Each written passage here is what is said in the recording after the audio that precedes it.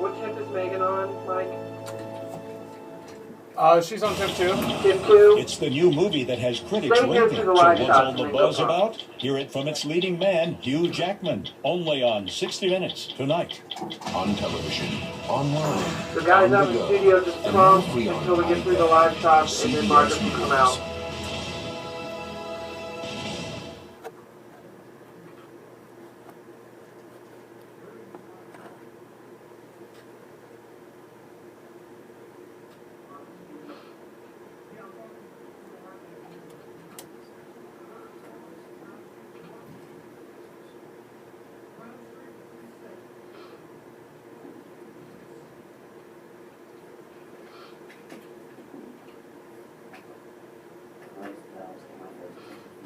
Seconds. We're 30 seconds away from the show. Camera 1 weather, camera 2 relief, Craig. Camera 3 is a 2-shot with a zoom. Kevin, you'll need to prompt until we get through A14, then Marcus will come out and prompt. We'll be out on A, up full headlines, then out to camera 1 in the key.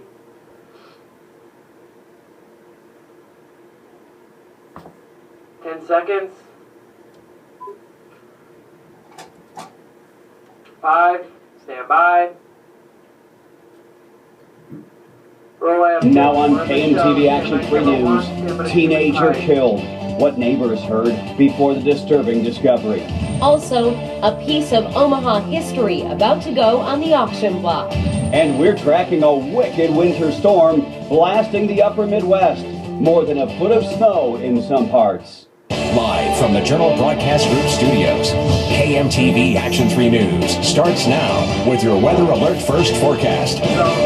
Yes, certainly quite a weather change. We missed the snow at that stage to the north of us, but the cold air continues to move in. In fact, temperatures continue to drop. Officially in town right now, it's 20 degrees. Council Bluffs, you've seen your number drop down to 19. Now, because of the wind chill factor slipping a little below zero overnight, we'll be in weather alert mode as we head towards early tomorrow morning. I think as we head through the afternoon, though, we can put threat tracker back in the green here as temperatures will rise in the upper 20s to near 30. And then we actually see temperatures recover a little bit through midweek with quiet weather conditions. I'll have more in our forecast in just a few minutes. Neighbors woke up to gunfire. Someone shot an 18-year-old woman in the middle of the night. Now Omaha police are searching for her killer. A neighborhood is now on edge. Good evening. I'm Jennifer Griswold. And I'm Craig DeGrelli. The shooting at 42nd and Brown marks the third time somebody has shot and killed a teenager in Omaha in just the past few months. Reporter Megan Matthews is live in the neighborhood tonight. Megan. Craig, police aren't releasing many details about what exactly happened early this morning in this North Omaha neighborhood. We do know a young woman was shot and she died from her injuries. Omaha police were called to this neighborhood at this home at 3:45 this morning at 42nd and Brown to investigate a shooting. They found an 18-year-old woman suffering from a gunshot wound. She was taken in critical condition to Creighton Medical Center, where she later died. One neighbor we spoke with, who did not want to be on camera, says she woke up to the ringing of gunshots, and this isn't the first time. But down the street, there's been 3 shootings at the same house. How does it make you feel? I have fear for my kids. I have 3 little ones, and we just want to get out of this neighborhood. Under Q. Now, police do not know if the shooting happened inside or outside of the home. The investigation is still in its early stages. Police say it is ongoing. If you have any information, you're asked to call Crime Stoppers at 444-STOP. You could receive a $1,000 cash reward.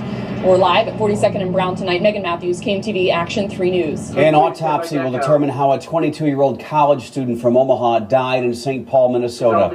Officers found 22-year-old Mark Langdon dead in his dorm room on Friday. The junior was studying political science at the University of St. Thomas.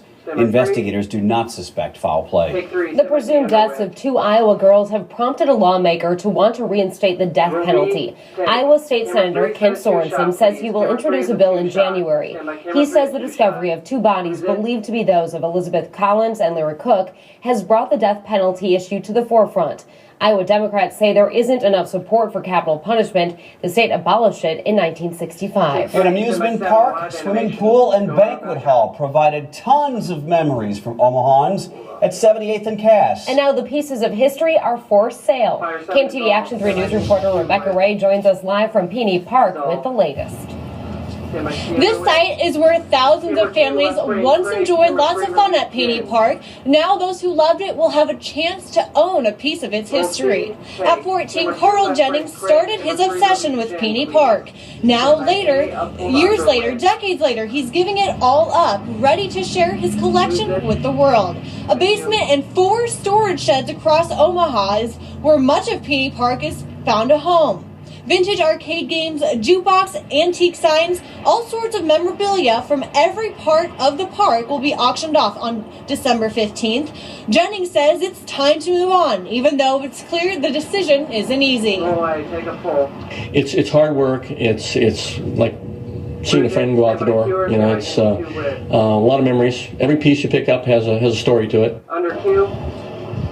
Now, a preview of the auction will be on Friday, December 14th, and then on December 15th, the auction will begin at 10 a.m. And if you want to be part of the auction, you can go to the auction hall. That is at Regency Lodge on 909 South 107th Avenue. Reporting live at Peony Park, Rebecca Ray, KMTV, Action 3 News. Tonight, new estimates show an environmental review of the Keystone XL pipeline will cost about $5 million, not $2 million, as originally believed. The director of environmental quality here in Nebraska tells the World Herald that's the cost of studying a new route away from the sandhills.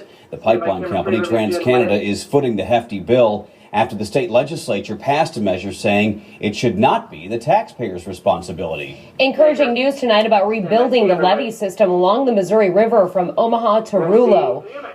Published reports indicate the Army Corps of Engineers has made significant progress after the devastating floods of 2011. The Corps has spent $100 million to repair the levee near Percival in Fremont County, Iowa. It's about 10 feet high with steeper slopes. During the flooding, the river breached the levee. Water poured into Percival, destroying farms and homes. A new school set to open in northwest Omaha might have more students than originally planned. Davis Middle School at 132nd and State is set to open its doors next fall to 6th and 7th graders, with 8th graders added the following year.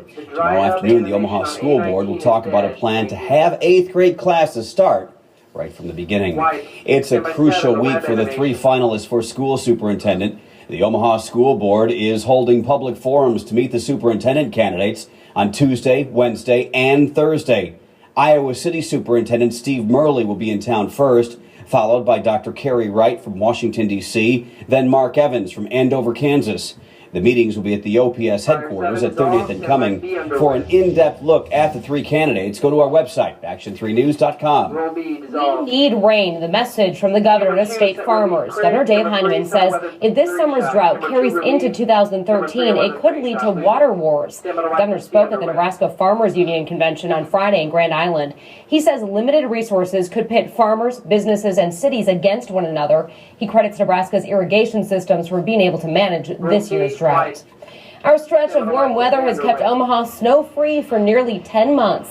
The National Weather Service says it's been 289 days since we last saw measurable snow. That was back on February 24th. Lincoln's snowless streak has reached 300 days. But there's no shortage of snow in Minnesota. Check out this video from Duluth. They're under a winter storm warning there. Right now, a low-pressure system is expected to drop about a foot of snow in some parts of the state. The snow is expected to keep falling until midnight. All right, Chief Meteorologist Ron McPike is here. No snow here, but bone-chilling winds this morning. It is cold out there. All in association with each other. This was a storm a week ago, guys. I was talking about something was going to happen. It did stay north of us, but the cold air oozing, and I mean oozing quickly down behind us. We'll be down in the single digits overnight, and I think that's enough to get us into that weather alert situation. Yeah, that walk into church this morning was eye-watering. Yeah, you felt it. We've actually gone in reverse through the day. Fortunately, the winds diminished later tonight.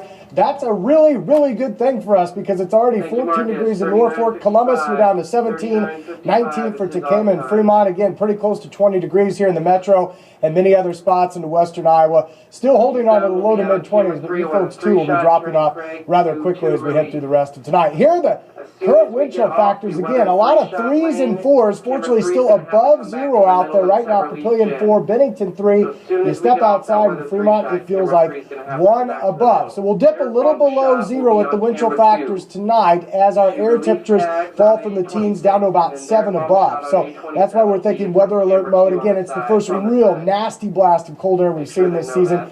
accompanied by wind. So that's enough to definitely elevate threat tracker into the yellow the rest of tonight through early Monday. And then I think things will start to relax and improve as we head on through the week here. 20 degrees officially out at the airport. We've got a northwest wind 23, gusting to 32. So a real slap in the face with everything that's going on. And any kind of sprinkle, drizzle, or flurry out there didn't amount to much here. Obviously, a bigger situation up to the north of us. In fact, a lot of watches, advisories, and warnings still in effect, and we're still looking at blizzard warnings, eastern South Dakota, southwestern Minnesota. So it's not that far to the north of us. The snow, though, beginning to push away, and I think a lot of these will be erased or be canceled out here pretty quickly as we head through the next couple of hours. There goes the snow again. Parts of the Dakotas, Minnesota up through the Great Lakes. It's actually rained from Chicago southward, so obviously the leading edge of that cold air right in through here, but we're in it. And as skies clear out a little bit later tonight, the winds die down. Again, I think about 5 to 10 above for most of us early tomorrow morning. That is certainly cold, and again, we're going to be watching that happen here as temperatures continue to fall. The winds fortunately diminish. We actually get back into sunshine on Monday, and highs still below normal, but back into the upper 20s, I think, late tomorrow afternoon, and then even warmer conditions will start to slide east as we head through the middle of the week. So our forecast tonight, mostly cloudy, very cold, 7. Northwest winds 10 to 20 with higher gusts now. Will eventually diminish under 15 miles per hour late. Look for mostly sunny skies tomorrow. 28, not as bad though, as those south winds turn around in the afternoon from 5 to 15. And then our 7-day forecast, nice warm up here. 37 Tuesday, 45 on Wednesday, still in the mid-40s Thursday. And then it looks like our only opportunity for moisture, maybe a sprinkle or shower Friday night, maybe a little snow on Saturday. So we may too approach 300 days of snow-free measurable accumulation there. We'll have to wait and see what happens next Saturday, though. All right, thanks. Okay. It's beginning to feel a lot like Christmas. The cold weather was perfect timing for Santa today. The jolly old elf made a trip from the North Pole to Terra Plaza in Papillion. He even brought along Mrs. Claus and a couple of reindeer for the occasion. Santa sat down with girls and boys to find out what they want for Christmas. We'll see. Take a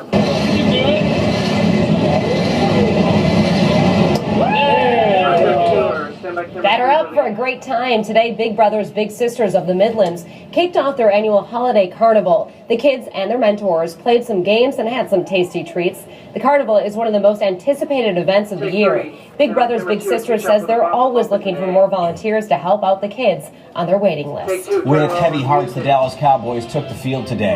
Ahead on KMTV Action 3 News, one of their teammates is dead, another charged in a deadly wreck. Strong reaction from some big names in the NFL next. When severe weather strikes, Ryan McPike and the Weather Alert team always keep you covered by issuing a weather alert. 4130. Snow pacer? Marcus, we're right on time. Everything lives here. Camera 1 is the deep key with Jen. Camera 2 is Relief Craig, and camera 3 set for the SIT plasma, but the monitor cannot be in yet. Camera 1 is the deep key with Jen. Camera 2 is Relief Craig, and camera 3 can set for the SIT plasma, but the monitor cannot be in yet. Mike, you want this packet seat? Okie dokie.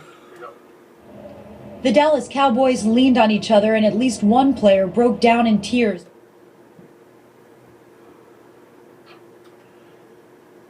We'll be out on A, up full reopen, and camera 2, Relief Craig with.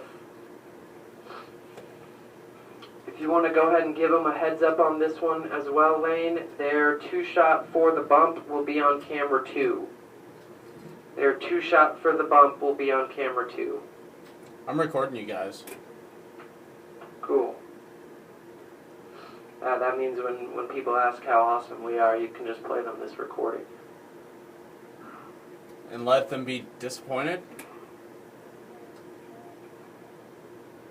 B5? Okay, so she won't rap or what? She's not going to wrap it up? No, apparently there's already